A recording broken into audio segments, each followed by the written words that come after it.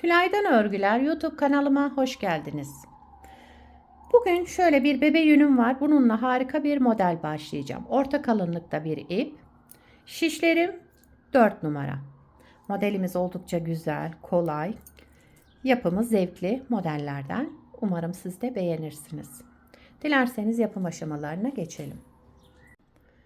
Ben şöyle küçük bir parça lastiğimi hazırladım. Şişimde 17 ilmeğim var. 17 ilmekle modelimizi kuracağız. Bu model için ilmek sayısı 3 ve 3'ün katları artı 2. Şöyle. Her model 3 ilmekten oluşuyor. Şöyle. En sonuna da 2 ilmek ekliyoruz kenar ilmeği olarak. Model 2 sıradan oluşan bir model. Ben şöyle haroşa lastik yaptım. Siz de istediğiniz lastiğin üzerine kurabilirsiniz. İsterseniz lastiksiz de çalışabilirsiniz. Evet, şöyle birinci sıra ön yüzündeyim. Kenar ilmeğinden sonra bir ilmek artırma yaptım. Daha sonra sıradaki 2 ilmeğimi düz örerek tek ilmeğe düşürdüm. Şişimden çıkarmıyorum. Birinci ilmeği bıraktım şişimden. Daha sonra bu kalan ilmek ve arkasındaki ilmeği alarak düz ördüm. Şişimden çıkardım. Bakın yine 3 ilmek. 3 ilmek üzerinden çalışıyoruz yine. Önce artırma yaptım. Daha sonra sıradaki 2 ilmeğimi düz örerek topladım. Ördüğüm birinci ilmeği sol şişimden bıraktım. Daha sonra bu kalan ilmeğin ve arkasındaki ilmeği aldım. Tekrar düz örerek tek ilmeğe düşürdüm. Bir artırma, sıradaki 2 ilmeğimi düz örerek topladım. Tek ilmek çıkardım. Şişimden çıkarmadan birinci ilmeğimi yani ördüğüm birinci ilmeği bıraktım. İkinci ilmek kaldı. Bu kalan ilmek ve arkasındaki ilmeği aldım şimdi. İkisini bir düz örerek topladım. Kestim yani burada. Bir ilmek artırma yaptım. Sıradaki 2 ilmeğimi düz örerek tek ilmeğe çıkardım ve birinci ilmeğimi bıraktım sol şişimden. Kalan ikinci ilmeğim ve bir sonrakini de aldım. İkisini bir düz ördüm. Son 3 ilmeğimiz kaldı.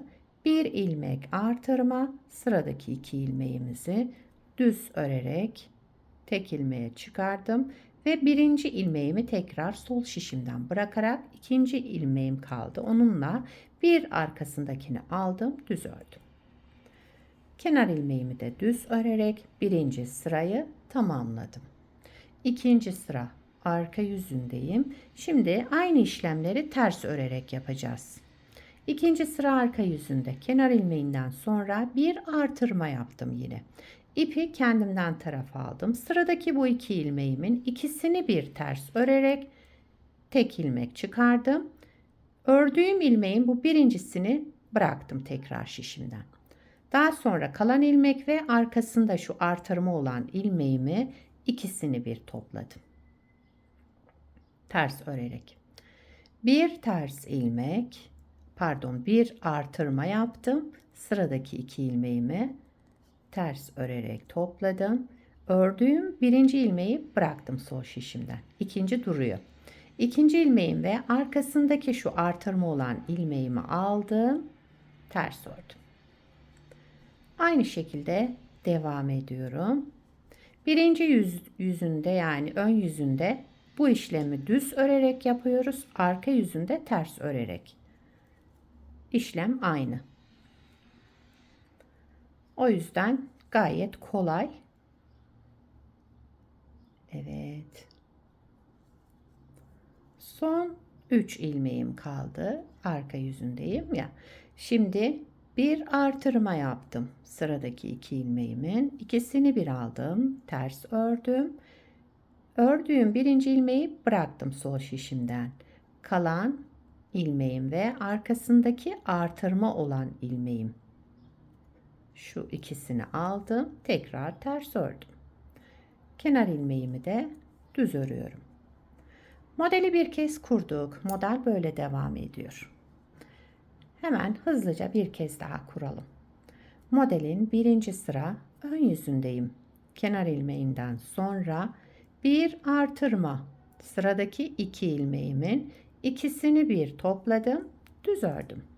Birinci ilmeği ördüm, birinci ilmeği şişimden bıraktım, ikinci kaldı. Bu kalan ilmek ve arkasındaki artırma yaptığım ilmeği ikisini bir topladım, düz ördüm. Bir artırma, sıradaki 2 ilmeğimizi düz örelim. Şişimizden birinci ilmeği çıkartalım, ikinci ilmek duruyor bakın. İkinci ilmek ve arkasındaki şu artırma olan ilmeğin ikisini bir aldım, düz ördüm. Ön yüzünde yapacağımız işlem bu. Arka yüzünde ters örerek yapıyoruz. Aynı şekilde yine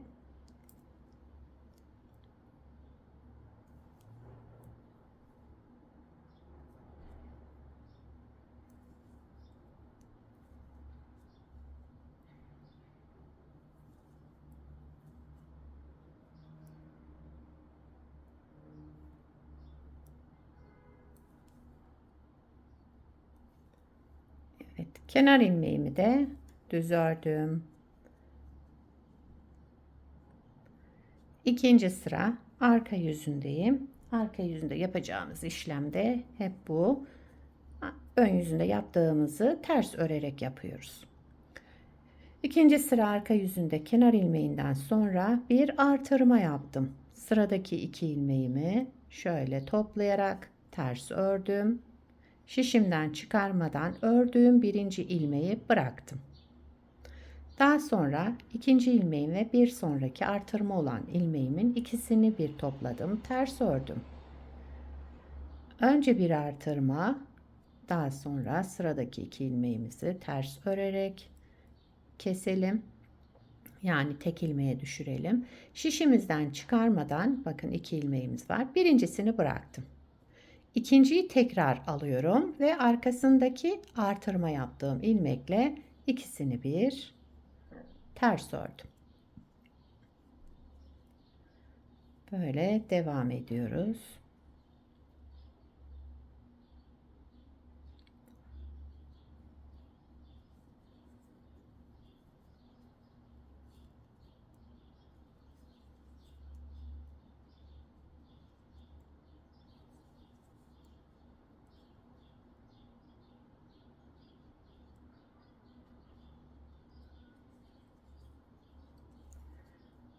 Son 3 ilmeğim.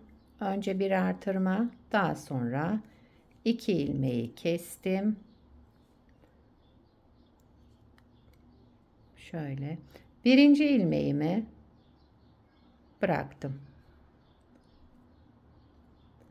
Kalan ikinci ilmeğim ve bir sonrakini ikisini bir toplayarak kestim ve kenar ilmeğimi düz ördüm. Evet, modeli 2 kez kurduk arkadaşlar. Bakın model böyle devam ediyor. Gördüğünüz gibi gayet güzel. Yapımı kolay modellerden. İsterseniz birinci sırayı tekrar yapalım. Kenar ilmeğinden sonra bir artırma, sıradaki 2 ilmeğimi düz örerek kestim. Birinci ilmeğimi bıraktım. Bir sonraki ile arkasındaki düzü tekrar düz örerek topladım.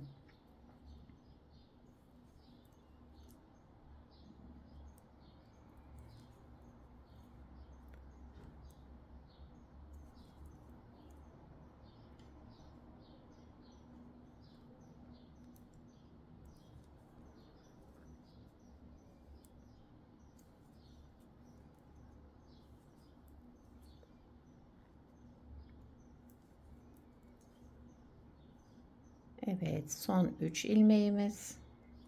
Aynı şekilde yine ikisini bir düz ördüm. Birinciyi bıraktım. İkinci ve arkadaki artırmayla beraber tekrar ikisini bir düz örerek topladım. Kenar ilmeğimi de düz ördüm. Birinci sırayı tekrarlamış olduk. Evet, model böyle devam ediyor arkadaşlar. Gördüğünüz gibi gayet güzel, zarif. Şöyle bir parçada daha önce hazırladım. Bunu da lastiksiz yaptım bakın.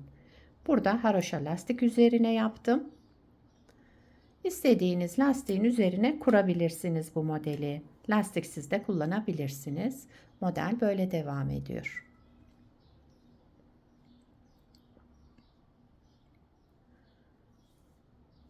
Arka yüzünün de şöyle bir görüntüsü var. Yelek, hırka, süveter, bluz yapımında hepsinde kullanabilirsiniz. Yani yetişkin örgülerinde, çocuk örgülerinde, yazlık örgülerde, mevsimlik örgülerde, etol şal yapımında ona uygun da ip kullanırsınız. Bu model merserize ve koton iplerle de gayet güzel olur. Evet. Yapacak olanlara kolay gelsin. Bir sonraki videoda görüşmek üzere. Hoşça kalın.